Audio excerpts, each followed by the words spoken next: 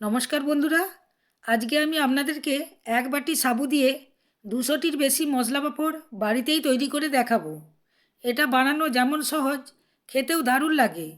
পাঁপড়গুলি এত সুন্দর হবে যে ভাজার পরে ডবলের থেকেও অনেক বেশি বড় হয়ে যাবে। আশা করি বন্ধুরা আজকে সাবুর পাঁপড়ের রেসিপিটা আপনাদেরকে খুবই ভালো লাগবে, তাই স্কিপ না করে পুরো ভিডিওটা দেখার অনুরোধ রইল। বন্ধুরা, সাবুর পাঁপড় বানানোর জন্য এই বাটির এক বাটি সাবু আমি 5 ঘন্টা আগে ভিজিয়ে রেখেছিলাম। আপনারা সারা রাতও ভিজিয়ে রাখতে পারেন। সাবুগুলো জল শুষে নিয়ে একেবারে ফুলে গেছে। দেখুন বন্ধুরা, সাবুগুলা খুব সুন্দর নরম হয়ে গেছে। এই রেসিপিটা বানানোর জন্য মোটা দানা সাবুই লাগবে। মোটা দানা সাবু ব্যবহার করলে পাঁপড়গুলি বেশি বড় হবে এবং ফুলকো হবে, খেতে খুবই ভালো লাগবে। মিক্সিং জারের মধ্যে সাবুগুলো দিয়ে দেব। সাবুর মধ্যে জল আছে, তাই আমি আর মিক্সিং জারের মধ্যে জল দেব না, সাবু আর জলটা এর মধ্যে ঢেলে দিচ্ছি। এবার এটাকে আমি পেস্ট করে নেব। দেখুন, খুব সুন্দর একটা পেস্ট হয়ে গেছে। আপনাদেরকে চামচের সাহায্যে দেখাচ্ছি পেস্টটা কেমন হয়েছে। এই রকম মিহি পেস্টই করতে হবে। এবার আমি একটা জায়গার মধ্যে ঢেলে দিচ্ছি। এখন আমি এটাকে উনানের মধ্যে বসাবো না। বন্ধুরা, এখন আমি যে বাটি মেপে সাবু নিয়েছিলাম, আমি সেই বাটি মেপেই জল দিয়ে দিচ্ছি। জলের মাপটা খুবই জরুরি। দিয়ে দিচ্ছি 1 বাটি জল, দিয়ে দিচ্ছি 2 বাটি, 3 বাটি, 4 বাটি, 5 বাটি, 6 বাটি। মোট এখানে আমি 6 বাটি জল দিলাম 1 বাটি সাবুর জন্য। এবার আমি হ্যান্ড উইক্সে করে এটাকে ভালো করে গুলিয়ে নিচ্ছি। দেখুন বন্ধুরা, খুব সুন্দরভাবে গুলা হয়ে গেছে, দুধের মতো সাদা হয়ে গেছে। কড়াইটাকে এবার গ্যাসের মধ্যে বসিয়ে দিয়েছি। এবার খুন্তিতে করে এটাকে অনবরত নেড়ে যেতে হবে, নইলে তোলায় ধরে যাবে। বন্ধুরা দেখুন, কালারটাও চেঞ্জ হতে শুরু করেছে। এটাকে আমি 7 থেকে 8 মিনিট ফুটিয়ে নেব, আর এইভাবেই আমি নেড়ে যাব। এই সময় গ্যাসটাকে মিডিয়ামে রাখতে হবে। বন্ধুরা, যে কোনো পাঁপড়ের তুলনায় সাবুর পাঁপড় খেতে শতগুণে ভালো হয়, তাই বাড়িতে একবার এই পাঁপড় অবশ্যই ট্রাই করবেন। বাজার থেকে আর কিনে খেতে হবে না। 7 থেকে 8 মিনিট ফোটানো হয়ে গেছে।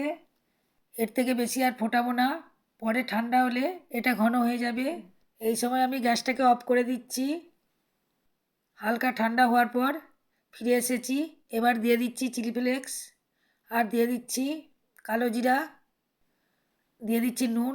বন্ধুরা, নুনটা একটু কম দেবেন। নুন বেশি দিলে শুকানোর পর পাঁপড়টা নোনতা হয়ে যাবে, তখন আর পাঁপড়টা খেতে ভালো লাগবে না। বন্ধুরা, এবার দিয়ে দিচ্ছি ম্যাগি মশলা। ম্যাগি মশলা দিলে পাঁপড়ের টেস্টটা দ্বিগুণ বেড়ে যায়।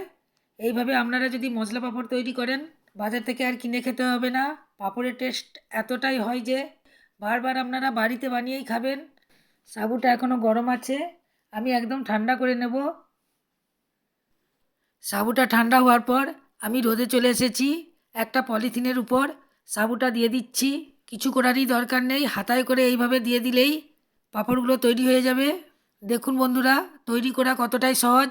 আমি হাতায় করে নিচ্ছি আর এইভাবে একটু একটু করে দিয়ে দিচ্ছি, তাতেই আমার পাঁপড় তৈরি হয়ে যাচ্ছে। বন্ধুরা, 1 মিনিটের মধ্যেই আমার প্রায় 35 থেকে 40টা পাঁপড় দেওয়া হয়ে গেছে। আমি 5 মিনিটের মধ্যেই সব পাঁপড়গুলো তৈরি করে নিয়েছি। দেখুন বন্ধুরা, কত পাঁপড় হয়েছে আপনারা দেখতেই পাচ্ছেন। 1 বাটি সাবু দিয়ে আমার কত পাঁপড় তৈরি হয়ে গেছে। প্রায় 200টিরও বেশি পাঁপড় তৈরি হয়েছে। বন্ধুরা, এখন প্রচুর পরিমাণে রোদ বেরোচ্ছে। একদিনের মধ্যেই আমার পাঁপড়গুলি শুকিয়ে যাবে। পাঁপড়গুলি পুরোপুরি শুকানোর পর আপনাদেরকে দেখাবো। বন্ধুরা, একদিনের রোদেই আমার পাঁপড়গুলো খুব সুন্দর শুকিয়ে গেছে। আপনাদের যদি না শুকোয় তাহলে 2 দিন রেখে দেবেন। বন্ধুরা, আপনাদেরকে বলে রাখি, পলিথিন বা প্লাস্টিকের মধ্যে কোনো তেল দেওয়ার দরকার নেই। পাঁপড়গুলো যখন খুব শুকনো হয়ে যাবে ও আপনা থেকেই উঠে যাবে, কোনো অসুবিধা হবে না।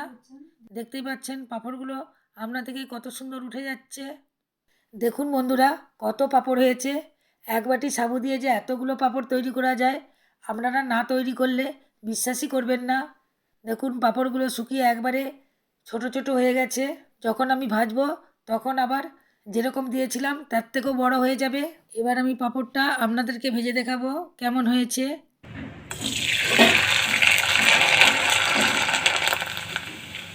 দেখুন, তেলে দেওয়ার সাথে সাথেই পাঁপড়টা কত বড় হয়ে যাচ্ছে।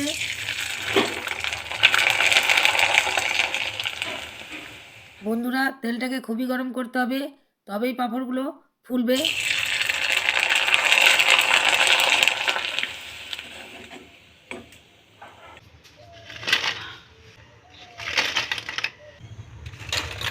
দেখুন বন্ধুরা, পাঁপড়গুলো কত সুন্দর হয়েছে, খেতে তো দারুণ লাগে। একটা আপনাদেরকে দেখাচ্ছি, কত সুন্দর হয়েছে।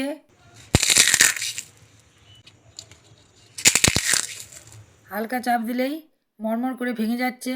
দেখুন পাঁপড়টা শুকানোর পর কতটুকু ছিল, ভাজার পর ডবলের থেকেও অনেক বেশি বড় হয়ে গেছে। আশা করি বন্ধুরা আজকে সাবুর মশলা পাঁপড়ের রেসিপি আপনাদেরকে খুবই ভালো লেগেছে। তাহলে লাইক দিতে ভুলবেন না।